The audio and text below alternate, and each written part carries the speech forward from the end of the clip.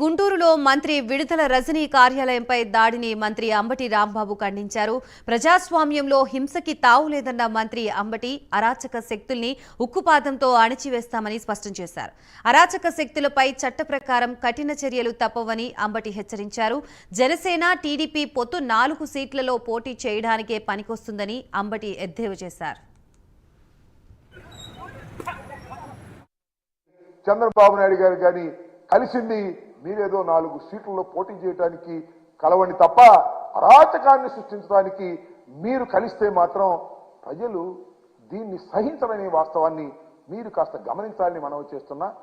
దీన్ని ప్రజలు తప్పనిసరిగా తిప్పికొట్టే పరిస్థితి ఉంటుంది. పవన్ కళ్యాణ్ గారు కూడా ఏదో మాట్లాడుతున్నాడు. వైఎస్ఆర్ కాంగ్రెస్ పార్టీ అధికారంలోకి వచ్చిందంట, హౌసింగ్ విషయంలో అవినీతికి పాల్పడిందంట, ల్యాండ్ ఎక్విజిషన్ చేసినటువంటి హౌసింగ్కి ఇచ్చినటువంటి జగనన్న కాలనీస్ లో కోట్ల రూపాయలు కాజేశారట. దాని మీద సిబిఐ ఎంక్వైరీ చేయాలట. కళ్ళు వాళ్ళు తెలిసాడు పవన్ కళ్యాణ్ గారు.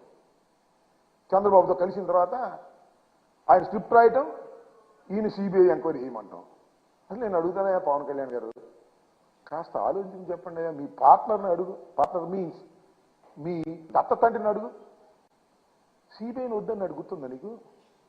సిబిఐ రాష్ట్రంలోకి రావడానికి వీళ్ళదని తాళాలేసాడు. అలాంటి సిబిఐ మీద నీకు ప్రేమ కలిగింది.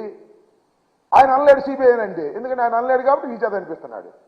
రావణాసుడికి 10 తలకాయలు ఉన్నట్టు చంద్రబాబుకు నువ్వు ఒక తలకాయ. ఈ తలకాయ మాట్లాడుతున్నాడు. సిబిఐ ఎంక్వైరీ చేయాలి జగన్మోహన్ రెడ్డి గారి మీద, ఎంక్వైరీ చేయాలి, అవినీతి జరిగింది. సిబిఐ ఏంటి నాకు అర్థం కాలేదు. సెంట్రల్ గవర్నమెంట్ అథారిటీ అది. సెంట్రల్ గవర్నమెంట్ వారు వేస్తే వేస్తారు.